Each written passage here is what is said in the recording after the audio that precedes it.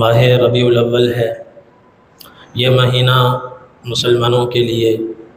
ایک لحاظ سے باعث مسرت بھی ہے اور ایک لحاظ سے ذریعہ غم بھی ہے۔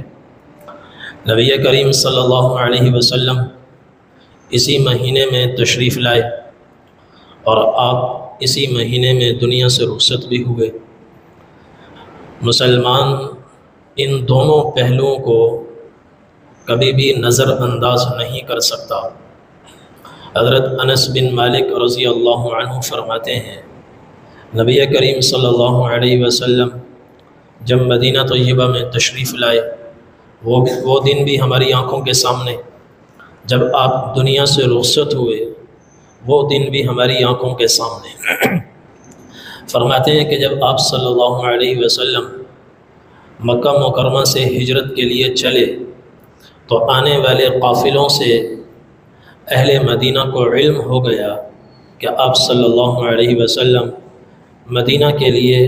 مکہ مکرمہ سے نکل پڑے ہیں اور چند دن کے بعد آپ مدینہ پہنچیں گے۔ اہل مدینہ نے اندازہ لگایا، سفر کو دیکھا کہ یہ سفر کتنے دنوں میں طے ہو سکتا ہے،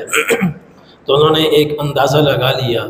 کہ آپ صلی اللہ علیہ وسلم فلاں دن مدینہ طیبہ میں تشریف لائیں گے۔ اور جب آپ تشریف لائے اور ان کا اندازہ لگایا ہوا دن، دونوں میں 3 دن کا فرق تھا۔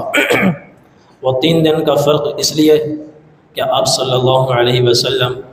مکہ مکرمہ غار حرا میں اپنے 3 دن گزارے، جس کا باقی لوگوں کو علم نہیں سوائے 2-4 کے۔ حضرت انس فرماتے ہیں کہ جب نبی کریم صلی اللہ علیہ وسلم مکہ اور مدینہ کے درمیان سفر میں تھے، مختلف قبائل سے گزر ہوا، بستیوں سے گزر ہوا، تو حضرت ابو بکر صدیق رضی اللہ عنہ کان یختلف الی الشام، وہ اپنی تجارت کے سلسلے میں اس راہ سے کئی بار شام آ جا چکے تھے، راستہ یہی تھا، اس لیے وکان یعرف، حضرت ابو بکر صدیق رضی اللہ عنہ وہ معروف تھے، لوگ ان کو پہچانتے تھے، جانتے تھے، لیکن نبی کریم صلی اللہ علیہ وسلم کو وہ نہیں جانتے تھے۔ تو جب کسی بستی کے پاس سے گزر ہوتا، حضور پاک صلی اللہ علیہ وسلم آگے ہوتے اور حضرت ابو بکر صدیق رضی اللہ عنہ پیچھے ہوتے، تو وہ بستی والے خانہ بدوش وہ حضرت ابو بکر صدیق رضی اللہ عنہ سے پوچھتے، من هذا بین یدیک یا ابا بکر، اے ابو بکر یہ آپ کے آگے کون جا رہے ہیں، آپ کے آگے کون ہیں؟ تو حضرت ابو بکر صدیق رضی اللہ عنہ ان حالات میں نبی کریم صلی اللہ علیہ وسلم کی شناخت کو ظاہر نہیں کر سکتے تھے جب تک مدینہ طیبہ کسی محفوظ مقام تک نہ پہنچ جائیں، چونکہ مکہ والے تعاقب میں تھے، اس لیے کھل کر نہیں بتا سکتے تھے کہ آپ اللہ کے رسول ہیں، بلکہ آپ جب وہ پوچھتے من ھذا بین یدیک یا ابا بکر، ابو بکر یہ آپ کے آگے کون ہیں؟ تو حضرت ابو بکر صدیق رضی اللہ عنہ فرماتے، ھذا ھاد یہدینی السبیل، یہ ہمارے رہنما ہیں، ہمیں راستہ دکھلاتے ہیں۔ لوگ سمجھتے کہ یہ راستہ، جبکہ حضرت ابو بکر صدیق رضی اللہ عنہ کی مراد تھی جنت کا راستہ، اللہ سے ملنے کا راستہ، ایمان کا راستہ، اسلام کا راستہ۔ پھر حضرت انس فرماتے ہیں کہ وہ دن جس کا ہم نے اندازہ لگایا تھا کہ اس دن نبی کریم صلی اللہ علیہ وسلم مدینہ طیبہ میں رونق افروز ہوں گے، کنت العب مع الغلمان، اس دن میں خود بھی بچہ تھا، بچوں کے ساتھ کھیل رہا تھا، اور تو اتنے میں ایک آواز آئی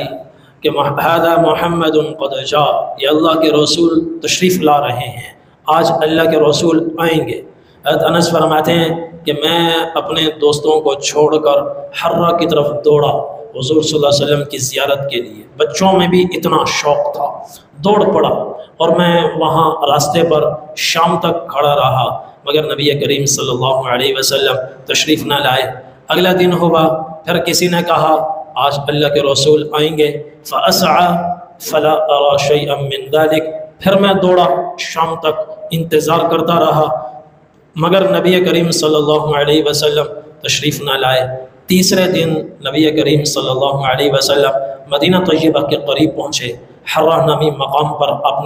اپنے قیام فرمایا، اور وہاں سے ایک صحابی کو بھیجا کہ انصار مدینہ جو مسلمان ہو چکے ہیں، حضرت ابو لبابہ اور دوسرے صحابہ، ان کو اطلاع کرو کہ ہم آ چکے ہیں۔ جب صحابہ کو اطلاع ملی، 500 صحابہ جمع ہوئے، وہ حرہ کی طرف گئے، نبی کریم صلی اللہ علیہ وسلم کا استقبال کیا اور خوشی کا اظہار کیا، اور پھر وہ 500 صحابہ حضور پاک صلی اللہ علیہ وسلم کو لے کر مدینہ کی طرف بڑھے۔ جیسے ہی آپ مدینہ کے قریب پہنچے، فخرج اہل المدینہ، پورا مدینہ شہر چھوڑ کر باہر آ گیا، آپ کا استقبال کرنے لگا۔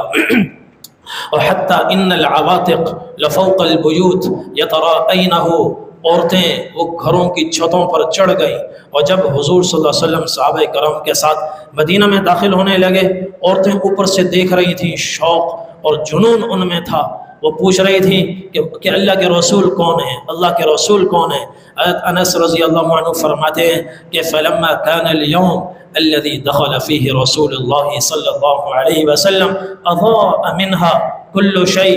وہ دن جب نبی کریم صلی اللہ علیہ وسلم مدینہ طیبہ میں پہلی بار قدم رنجہ فرما ہوئے، پہلی بار آپ مدینہ میں داخل ہوئے، تو مدینہ کا ذرہ ذرہ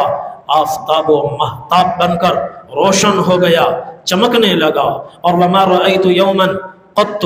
انور ولا احسن من یوم دخل فیہ رسول اللہ صلی اللہ علیہ وسلم، میں نے اپنی زندگی میں کبھی کوئی دن اتنا حسین نہیں دیکھا، کوئی دن اتنا نورانی نہیں دیکھا، انوار اور برکات سے بھرا ہوا کوئی دن ایسا نہیں دیکھا جتنا وہ دن تھا کہ جب نبی کریم صلی اللہ علیہ وسلم مدینہ طیبہ میں داخل ہوئے۔ پھر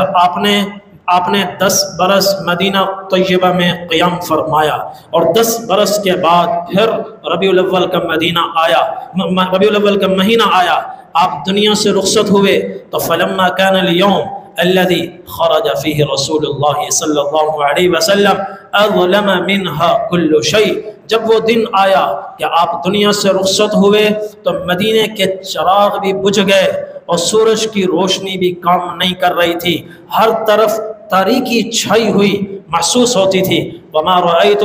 يوما قط اظلم ولا اقبح من یوم خرج فیہ رسول اللہ صلی اللہ علیہ وسلم، میں نے اپنی زندگی میں کوئی دن اتنا تاریک نہیں دیکھا، کوئی دن اتنا قبیح نہیں دیکھا جتنا وہ دن تاریک تھا کہ جب نبی کریم صلی اللہ علیہ وسلم دنیا سے رخصت ہوئے، اور فرماتے ہیں ہم حضور صلی اللہ علیہ وسلم کو سپرد خاک کر رہے تھے، آپ کی قبر پر کھڑے ہوئے تھے، ہم آپ کی قبر سے ہٹے نہیں، اور وما نفضنا عن رسول اللہ صلی اللہ علیہ وسلم الایدی، ہمارے ہاتھوں پر وہ خاک، وہ قبر مبارک کی خاک لگی ہوئی تھی، وہ ابھی ہم نے جھاڑی نہیں تھی، حتی انکرنا قلوبنا، اس سے پہلے ہم نے اپنے دلوں کی کیفیت میں فرق محسوس کیا۔ حضور کے آنے پر کیا انوارات تھے اور جانے پر کیا تبدیلی آئی، یہ ہر بندہ واضح طور پر فرق محسوس کر رہا تھا۔ تو میں تو ربیع الاول یہ باعث مسرت بھی ہے اور باعث غم بھی ہے، یہ آپ صلی اللہ علیہ وسلم کے دنیا میں تشریف آوری کا مہینہ ہے، تو دنیا سے جانے کا بھی یہی مہینہ ہے۔ یہ دونوں پہلو ہمارے سامنے ہونے چاہیے، اور اس میں وہی پیغام ہے جو حضرت ابو بکر صدیق رضی اللہ عنہ نے نبی کریم صلی اللہ علیہ وسلم کے دنیا سے رخصت ہونے پر دیا۔ لوگوں کو یقین نہیں آ رہا تھا کہ اللہ کے رسول بھی دنیا سے جا سکتے ہیں، اللہ کے رسول بھی دنیا سے جا سکتے ہیں۔ حضرت ابو بکر صدیق رضی اللہ عنہ کھڑے ہوئے، انہوں نے فرمایا ایھا الناس من کان یعبد محمدا فإن محمدا قد مات، اے لوگو سنو، جو محمد رسول اللہ صلی اللہ علیہ وسلم کی پوجا کرتا تھا، عبادت کرتا تھا، اس نے آپ صلی اللہ علیہ وسلم کو معبود بنایا تھا۔ سن لے، اللہ کے رسول مخلوق میں سے ایک مخلوق ہیں، دنیا سے جا چکے ہیں۔ ومن کان یعبد اللہ، اور جو اللہ کے رسول کی تعلیمات کے مطابق اور ہدایت کے مطابق اور آپ کے ارشادات کے مطابق اللہ کی بندگی کرتا تھا، عبادت اللہ کی، رہنمائی اللہ کے رسول کی، रहनुमाई अल्लाह के रसूल की, मगर इबादत अल्लाह की, तो वो सुन ले। फ़इन्न अल्लाह हय्युन ला यमूत, अल्लाह जिंदा है और जिंदा रहेगा, मौत से अल्लाह पाक है। फिर कुरान की ये आयत पढ़ी, वमा मुहम्मदुन इल्ला रसूल, मोहम्मद सल्लल्लाहु अलैहि वसल्लम अल्लाह के रसूल हैं। क़द खलत मिन क़ब्लिहि रसूल, आपसे पहले कई रसूल दुनिया में आए और अपना फरीज़ा अदा करके फिर दुनिया से चले गए। ऐसे ही नबी करीम सल्लल्लाहु अलैहि वसल्लम को अल्लाह ताला ने एक बड़ी जिम्मेदारी देकर दुनिया में भेजा। आपने वो जिम्मेदारी अदा फरमाई और सहाबा से गवाही भी ली, हल बल्लगतु, लोगों बताओ मैंने अल्लाह का पैगाम तुम तक पहुंचा दिया। तमाम सहाबा ने कहा न सिर्फ पहुंचाया बल्कि पहुंचाने का हक अदा कर दिया। आपने आसमान की तरफ देखा, अल्लाहुम्मा शहद अल्लाहुम्मा शहद अल्लाहुम्मा शहद, या अल्लाह तू गवाह हो जा, तेरे बंदे गवाही दे रहे हैं, मैंने तेरा फरीज़ा